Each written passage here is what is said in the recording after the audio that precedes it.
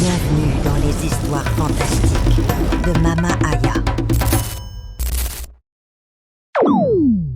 Emilia avait 25 ans, fille unique d'un puissant homme d'affaires et d'une mère issue de l'élite diplomatique. Elle avait grandi dans l'opulence la plus absolue. Son enfance s'était déroulée entre les murs d'une villa somptueuse, gardée nuit et jour, et les internats suisses les plus prestigieux. Très tôt, elle apprit que le monde pouvait s'agenouiller devant un nom, un carnet d'adresses et une silhouette bien présentée. Mais malgré ce privilège, Emilia voulait plus. Elle ne rêvait pas seulement de richesse. Elle voulait la gloire, l'admiration, les projecteurs braqués sur elle, qu'importe le prix. Dès ses 19 ans, elle commença à apparaître discrètement dans les soirées privées de l'élite ouest-africaine, souvent introduite par ses oncles, ses cousins ou ses parrains familiaux. C'est là qu'elle développa ce qu'elle appelait plus tard son art de la conquête stratégique. Des footballeurs internationaux, des hommes d'affaires établis entre Abidjan, Dubaï et Paris, des ministres ou fils de chefs d'État. Tous tombaient sous le charme de son apparente insolence, son rire provocateur et sa beauté entretenue avec une rigueur presque chirurgicale.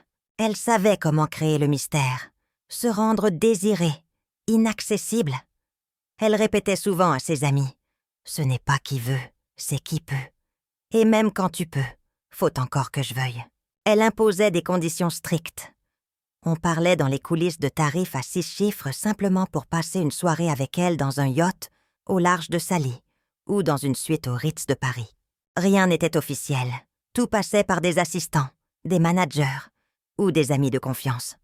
Mais sa réputation grandissait, tout comme son influence. En ligne, elle était Emilia, la sauvage, une influenceuse millionnaire, libre, glamour et self-made, selon ses propres termes. Ce que ses 1,8 million d'abonnés voyaient, c'était des vidéos de motivation, des photos de ses voyages en business class vers Bali, des brunchs dans les rooftops de New York, des placements de produits de luxe, des vlogs tournés dans ses villas, toujours impeccablement décorés. Emilia disait avoir construit un empire grâce à sa marque de perruques haut de gamme, Crown Me by Emilia. Elle prétendait que son flair pour les tendances capillaires lui avait permis de conquérir un marché international.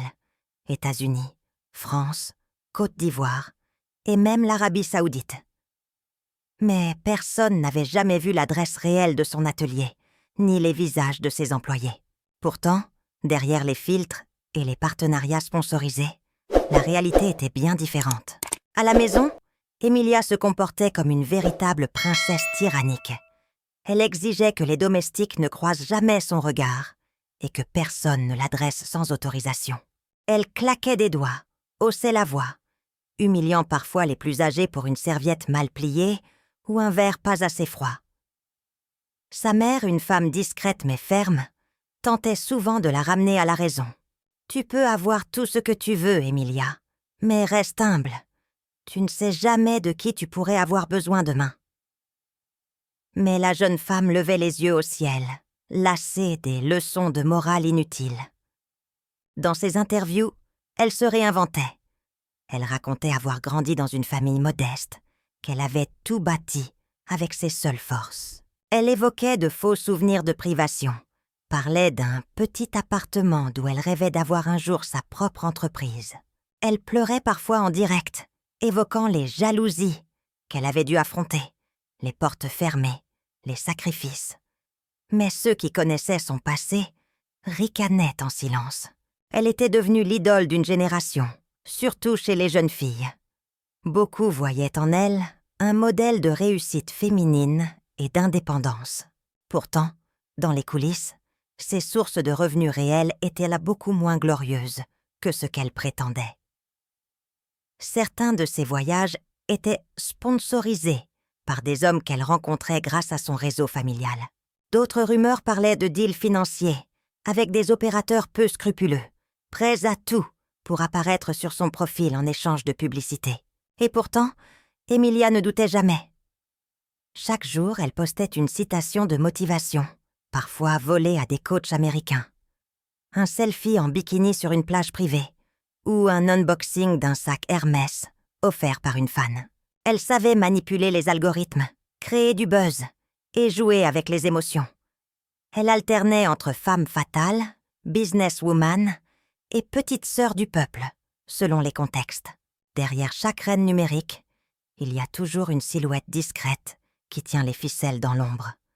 Pour Emilia, cette ombre s'appelait Mimi.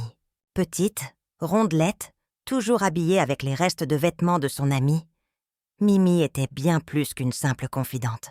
C'était son assistante officieuse, sa photographe improvisée, sa femme de ménage émotionnelle et surtout, son filtre entre le monde réel et l'univers soigneusement mis en scène d'Emilia, la sauvage. Mimi n'avait pas grandi dans le luxe. Fille d'un petit commerçant de Porto Novo, elle avait connu les fins de mois difficiles et les rêves suspendus par la réalité. Mais sa rencontre avec Emilia changea sa trajectoire. Elle devint rapidement inséparable d'elle, pas par complicité réelle, mais par admiration, dépendance et fascination. Chaque story, chaque reel, chaque photo publiée avec Emilia lui donnait l'illusion d'appartenir, elle aussi, à ce monde brillant. Elle se contentait d'apparaître en arrière-plan, souriante, maquillée à la va-vite, dans des habits qu'Emilia avait déjà portés 3 fois. Mais ce rôle de petit chien docile, comme certains la surnommaient, dissimulait une stratégie bien plus rusée. Car Mimi était aussi le pivot invisible du business de l'influenceuse.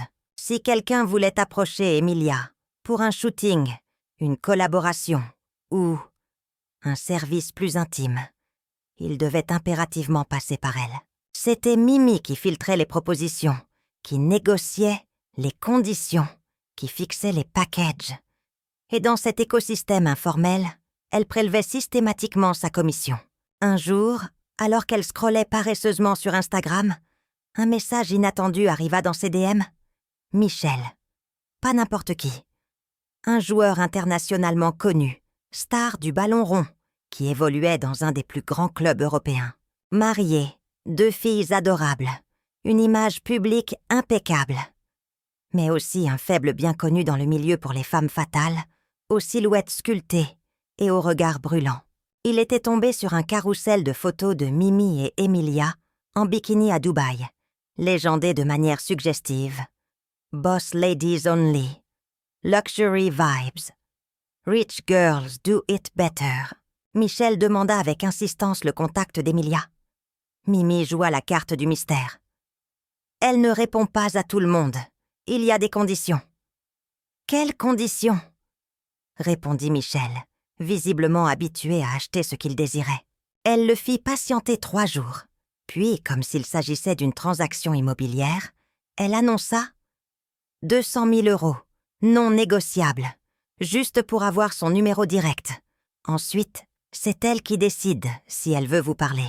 Contre toute attente, le footballeur céda. Il fit un virement discret via une société écran et obtint enfin le précieux numéro. Le jeu de séduction pouvait commencer. Quand Michel écrivit à Emilia, elle savait déjà qui il était. Mimi lui avait tout dit. Elle le fit languir. Réponse courte, emoji mystérieux, silence prolongé. Lorsqu'il lui proposa de la rencontrer, elle rit légèrement et écrivit « Je ne suis pas ce genre de femme. Il faut savoir mériter mon temps. » Michel insista. Et alors la bombe tomba. « Une nuit avec moi, ce n'est pas moins de 8 000 €. Si tu veux du fantasme, tu peux aller ailleurs. Si tu veux moi, c'est le prix. » Le footballeur éclata de rire, pensant à une blague. Il tenta de négocier. Pendant plusieurs jours, ils échangèrent des messages codés, des audios chuchotés, des photos cryptiques. Finalement, un compromis fut trouvé. 5 000 € en échange d'un week-end complet, sous ces conditions. Le transfert fut effectué à travers plusieurs plateformes, anonymisées et habilement dissimulées. Mais Emilia n'était pas une femme que l'on prenait comme ça. Elle imposa ses exigences. Il devait envoyer son jet privé la chercher. Elle refusa toute escorte, toute valise contrôlée, tout contact avant son arrivée. Elle exigea un service de champagne, Dom Pérignon, à bord, un lit king size, une sélection musicale spécifique. L'avion devait la déposer dans le manoir de Michel, sur la côte espagnole. Dans le jet, Emilia était dans son élément. Elle se maquilla à la perfection, fit installer son trépied et tourna 3 reels. L'un d'eux montrait simplement ses jambes croisées sur un siège en cuir crème, avec une vue sur les nuages, en fond sonore. I'm not lucky, I'm just smart. Un autre la montrait sirotant un verre, avec la légende « Private, paid and peaceful ». Les internautes étaient en feu. Les commentaires fusaient. « Elle vit vraiment notre rêve.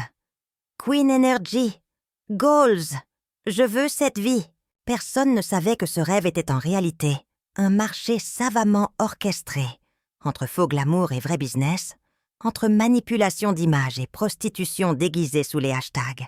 Dès l'atterrissage du jet privé, Emilia sentit une atmosphère étrange. Tout était trop parfait, trop millimétré.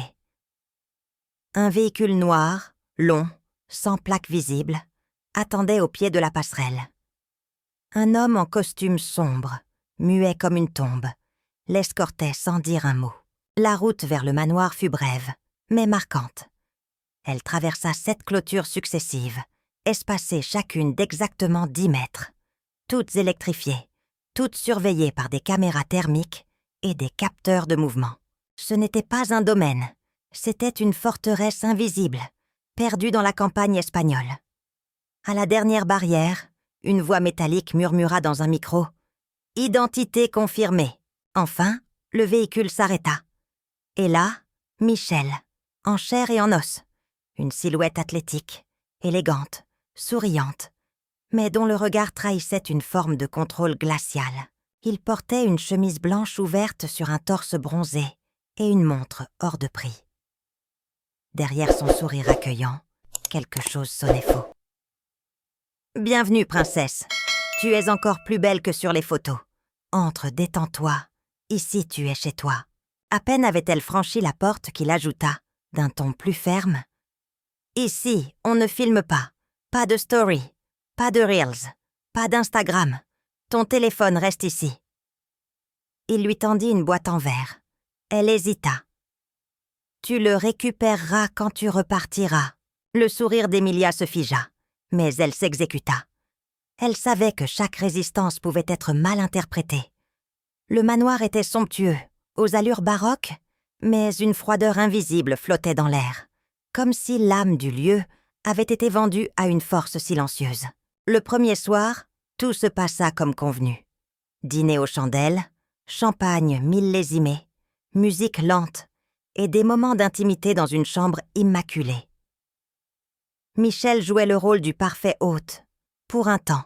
Le lendemain matin, alors qu'elle dégustait un thé servi par une femme muette, vêtue de noir, Emilia demanda poliment « À quelle heure le chauffeur viendra me déposer à l'aéroport ?»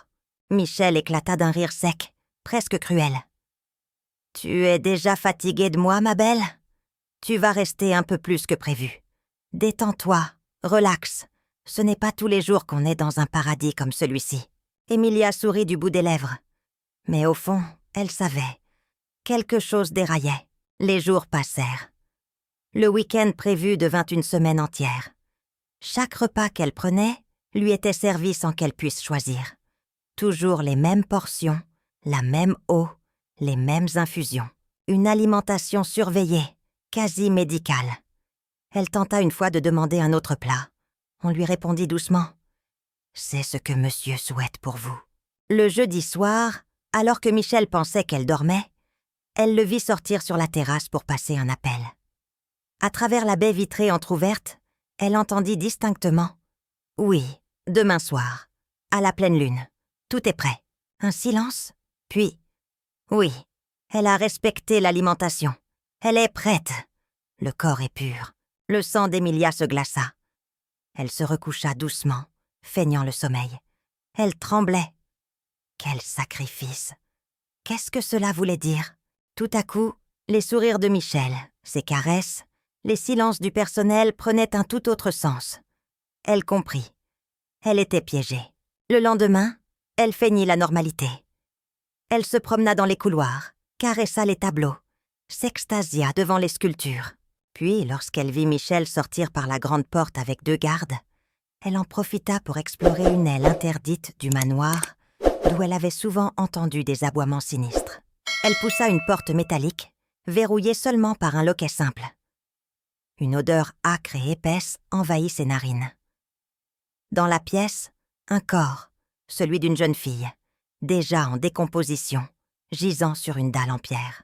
Dans une cage voisine, des chiens noirs aux poils hérissés et aux yeux rougeoyants la fixaient avec une rage surnaturelle, aboyant comme s'ils détectaient sa peur. Elle étouffa un cri, recula lentement et referma la porte dans un bruit étouffé, son cœur battant à tout rompre. Elle se savait en danger, plus qu'elle ne l'avait jamais été. Ce n'était plus un caprice de star, c'était une chasse rituelle, un sacrifice humain. Et elle était la prochaine offrande. Les murs du manoir semblaient plus se refermer sur elle. Chaque pas d'Emilia résonnait comme un tambour dans sa poitrine. En descendant les escaliers, elle espérait, priant presque, croiser un garde, un jardinier, n'importe qui. Mais seule une silhouette familière se dessinait au bout du couloir. Une vieille femme au geste lent, à la robe grise élimée, qui poussait un chariot de nettoyage. Elle s'approcha discrètement, le souffle court. Mais lorsqu'elle vit son visage, un frisson la traversa. C'était Fatou, l'ancienne servante de sa famille. Une femme douce, autrefois loyale et aimée de tous. Jusqu'au jour où Emilia, capricieuse et adolescente, l'avait injustement accusée d'un vol pour une broutille. Le scandale avait été immédiat, le renvoi sans appel. Leur regard se croisa. Fatou la reconnut aussitôt. Son visage se durcit. Emilia, comme frappée par une gifle du passé, sentit la honte l'envahir. Les larmes montèrent. « Madame Fatou, je suis désolée. Je vous en supplie. Aidez-moi. Je vais mourir ici. » Elle tomba à genoux. La vieille dame resta un instant immobile, les bras croisés. « Tu pleures maintenant, petite princesse. Tu n'avais pas pleuré quand tu as détruit ma vie. Je nettoie ici parce que je n'avais plus rien. Tu as menti. Tu m'as brisé. » La voix était ferme, presque coupante. Emilia, secouée de sanglots, répétait « Pardonnez-moi. Je vous en supplie. Je ne savais pas. J'étais une enfant cruelle. Mais je ne veux pas mourir ici. » Un silence lourd s'installa. Puis, doucement, Fatou baissa les yeux et murmura « Je ne te pardonne pas pour moi. Je le fais pour ta mère. C'était une femme juste. Et je sais qu'elle n'aurait pas dormi en paix si je te laissais ici. » Elle se pencha lentement, sortit un petit téléphone usé caché dans le double fond de son chariot et le glissa dans la main d'Emilia. « Écoute-moi très bien. Si tu veux sortir d'ici vivante, tu n'as droit à aucune erreur. Fais comme si tu étais au téléphone. Dis que tu attends un livreur. À chaque clôture, fais semblant de lui indiquer la route. Ne cours pas. Ne mets pas de chaussures. Ils te croiront innocente. Ne te retourne jamais. Si tu le fais, tu mourras sur le champ. » Et Emilia prie pour que Michel soit encore occupé. Les mains tremblantes, le cœur battant si fort qu'il lui faisait mal à la poitrine, Emilia acquiesça. Elle retira ses talons, garda le téléphone contre son oreille et respira profondément. Puis elle franchit la porte principale, pieds nus, l'air confiante, mais le regard vide. Elle appuya sur un bouton du téléphone sans même savoir s'il fonctionnait vraiment. L'illusion devait être parfaite. « Oui, tu tournes à droite après le grand portail. Non, pas celui-là, le suivant. Oui, avance encore un peu. » Le premier garde la fixa. Il hocha la tête sans rien dire. Elle poursuivit. « Encore tout droit, voilà. Je te vois presque. Continue. Deuxième barrière. Même manège. » Les caméras la suivaient, les capteurs la scannaient. Mais tout semblait sous contrôle. Elle gardait la voix calme, posée. Troisième barrière. La panique montait. Une ombre venait de bouger derrière un arbre. Était-ce Michel? Un garde? Un chien? Mais elle ne se retourna pas. « Oui, là tu es proche du grand chêne. Parfait. Encore un effort. Quatrième. Cinquième. » Le manoir s'éloignait. L'air devenait plus frais. Elle sentait les gravillons sous ses pieds. Ses jambes fléchissaient, mais elle continuait. « Encore 1 minute. Je suis là. Je suis presque sortie. » 6e portail. Un silence pesant. Un garde l'interpella. « Mademoiselle ?» Elle fit semblant de ne pas entendre. Elle leva le bras, montra le chemin du doigt, comme pour guider son livreur invisible. « Oui, oui, tu y es presque, juste après cette grille. Tout droit. » Un bip sonore retentit. Le portail s'ouvrit lentement. 7e barrière. La dernière.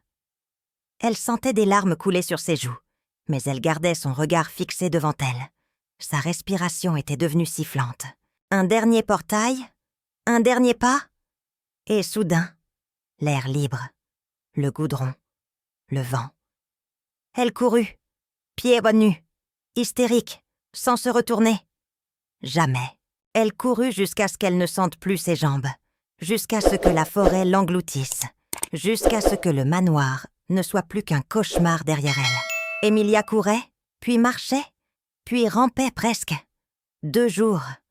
2 jours entiers, aérés dans une nature impitoyable, sans repères, sans nourriture, les pieds ensanglantés, les vêtements en lambeaux, le visage couvert de poussière et de larmes. La forêt devenait sa prison verte, et le soleil, son seul allié, bien que cruel, traçait des ombres toujours plus longues, à mesure que le temps s'étirait. Elle avait soif, faim, froid la nuit, peur du silence, peur du bruit, aussi. Ses pensées s'en mêlaient. Suis-je vraiment sortie? Est-ce que tout ça est réel? Ai-je halluciné? Vais-je mourir ici, mangée par des bêtes sauvages ou par l'oubli des hommes? Mais quelque chose en elle, peut-être la force désespérée de survivre, ou peut-être la voix de sa mère qui résonnait quelque part dans son esprit, la poussait à avancer, toujours plus loin. Le 3e matin, alors que ses forces l'abandonnaient peu à peu, elle entendit le son d'un moteur, lointain, hésitant. Le choc de la civilisation contre le monde sauvage. Elle trébucha, se releva, cria de toute la force qu'il lui restait. « Aidez-moi! S'il vous plaît, aidez-moi !» Une vieille moto apparut au détour d'un sentier de terre rouge. Dessus, un vieil homme, au visage ridé et au regard méfiant. Lorsqu'il la vit, il freina brusquement. « Eh Seigneur! Ma fille, qu'est-ce qui t'est arrivé? » Il descendit, l'aida à s'asseoir sur un tronc d'arbre, lui tendit une bouteille d'eau. Elle but, haletante, incapable de parler pendant plusieurs minutes. « Vous avez un téléphone ?» parvint-elle enfin à articuler. « Il ne capte pas ici. Mais attends. On va rouler un peu. Je te laisse appeler dès qu'on a du réseau. » Il l'installa à l'arrière de la moto, et ensemble, ils avancèrent à travers les pistes rouges du village voisin. Après quelques kilomètres, le téléphone vibra. Réseau faible, mais suffisant. Emilia composa un numéro. Celui de Mimi, sa sœur de cœur, sa confidente. La seule en qui elle avait toujours eu confiance. « Allô, Mimi? C'est moi, Emilia. Je suis vivante. Je suis sortie. S'il te plaît, viens me chercher. Je t'en supplie. » La voix de Mimi de l'autre côté éclata en sanglots. « Emilia, tu étais où? Toute la ville te cherche, la police. Ta photo circule partout. Dis-moi où tu es. J'arrive tout de suite. » Le vieil homme laissa Emilia lui dicter les lieux. Il la regardait avec compassion, mais il ne posait pas de questions. Peut-être savait-il déjà, au fond, que la jeune fille qu'il venait de sauver portait en elle une douleur trop sombre pour être exprimée. Pendant ce temps, au manoir, Michel était rentré. La salle était vide. Emilia avait disparu. Son regard devint noir.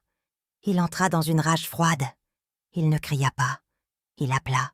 Un numéro spécial, une ligne qu'il utilisait rarement. « Elle s'est échappée. Activez les unités. Je veux qu'on me la retrouve. Vivante, mais pas trop bavarde. » Il raccrocha. Il savait que le temps jouait contre lui. Il devait la récupérer avant qu'elle ne parle, avant que tout ne s'effondre. Emilia, elle, était déjà dans la voiture de Mimi, enveloppée dans un grand manteau, silencieuse. La chaleur humaine de sa sœur et les larmes silencieuses de leur retrouvailles étaient son seul réconfort. Mais dans sa tête, une voix tournait en boucle. « Michel sait, Michel va venir !» Elle savait que ce n'était pas fini. Pas encore. Lorsque Mimi et Emilia arrivèrent à la maison, le soleil se couchait doucement sur la ville. Cette lumière dorée aurait pu être apaisante, mais pour Emilia, elle n'était qu'un rappel brutal. « Je suis en vie. » Mais pour combien de temps encore? Elle fut accueillie par sa mère en larmes, qui la serra si fort dans ses bras que les cicatrices invisibles d'Emilia semblèrent un instant se dissiper. Elle fut soignée, nourrie, écoutée. Les jours suivants, elle raconta à sa famille le manoir, les clôtures, Michel, le rituel, le téléphone, la fuite. Mais cette fois, ce n'était pas seulement une histoire, c'était un témoignage. Les autorités prirent la chose très au sérieux. La disparition d'autres jeunes filles dans la même région avait été signalée depuis des mois, sans qu'aucun lien ne puisse être établi. Jusqu'à présent, un mandat fut lancé. Les équipes de spécial investirent le manoir, et ce qu'ils y trouvèrent glaça la nation entière. Des caméras cachées, des substances chimiques liées à des pratiques rituelles interdites, des cages, et dans une pièce scellée, les restes de 2 jeunes filles disparues depuis l'année précédente. L'autopsie confirma leur identité. Michel fut arrêté immédiatement, inculpé pour enlèvement, séquestration, homicide aggravé et tentative de meurtre. Les médias s'emparèrent de l'affaire. Mais ce n'était que le début. À mesure que le procès s'approchait, l'opinion publique s'intéressa de plus près à qui était Emilia. Et ce qu'elle découvrit fit l'effet d'un séisme. Des internautes fouillèrent, recoupèrent, analysèrent ses anciens contenus. Ils découvrirent une façade bien entretenue. Emilia prétendait avoir grandi dans la pauvreté, avoir travaillé dès l'enfance, avoir dû tout mériter. Pourtant, elle venait d'une famille extrêmement aisée, et plusieurs de ses témoignages inspirants se révélèrent fabriqués. L'indignation fut immense. Les jeunes qui l'avaient prise pour modèle se sentirent trahis. La presse, d'abord compatissante, devint cruelle. Les chaînes de télévision relayèrent en boucle ces anciennes vidéos, les comparant à la vérité. La pression médiatique était telle qu'Emilia prit une décision radicale. Elle supprima tous ses comptes. Instagram, Twitter, LinkedIn, TikTok, Snapchat, son site officiel, tout. Elle disparut du numérique comme on efface une empreinte sur le sable. Emilia décida de repartir à zéro. Plus de paillettes, plus de scénarios, plus de mensonges. Elle fit venir chez elle Fatou, la vieille dame du manoir, celle qu'elle avait injustement fait renvoyer des années plus tôt. Fatou entra dans la maison avec prudence, mais avec la même noblesse discrète. Emilia la reçut avec respect, lui demanda pardon, les larmes aux yeux. « Je ne peux pas changer ce que j'ai fait, mais je peux choisir d'être meilleure aujourd'hui. » Fatou accepta de rester. Non pas comme domestique, mais comme gardienne de mémoire. Elle veillait sur Emilia, sur la maison, sur les choix nouveaux qu'elle faisait. Elle lui apprit à cuisiner, à prier avec sincérité, à parler moins, à écouter plus. De son côté, Mimi, après avoir été l'ombre protectrice de son amie, ressentit le besoin de tracer sa propre route. Elle lança un petit commerce de cosmétiques naturels, simple, modeste, mais avec une croissance solide. Et peu à peu, elle prit de la distance, non pas par rancune, mais par nécessité. Elle voulait vivre sa propre vie, sans drame, sans mensonge. Michel fut condamné à la réclusion criminelle à perpétuité. Son réseau fut démantelé. Les familles des victimes purent enfin enterrer dignement leurs filles. Emilia ne revint jamais sur les réseaux sociaux. Elle s'engagea discrètement dans des œuvres humanitaires, finançant l'éducation de jeunes filles dans des villages reculés, mais sans jamais chercher à apparaître. Un jour, alors qu'elle observait les enfants jouer dans une école qu'elle avait aidé à construire, Fatou lui dit doucement « C'est bien de faire le bien, mais c'est encore mieux de le faire dans le silence. » Emilia sourit. Elle ne voulait plus être une héroïne. Elle voulait juste être vraie. C'était votre conteuse, dans Les histoires fantastiques de Mama Aya. Si cette histoire vous a touché, laissez-moi un commentaire chaleureux pour m'encourager à en partager d'autres. Mais surtout, dites-moi, vous qui avez écouté jusqu'au bout, qu'avez-vous retenu de cette histoire? Quelle leçon vous laisse le destin d'Emilia? J'ai hâte de lire vos réflexions et vos ressentis. À très bientôt, sous la lune, autour d'un nouveau feu de conte.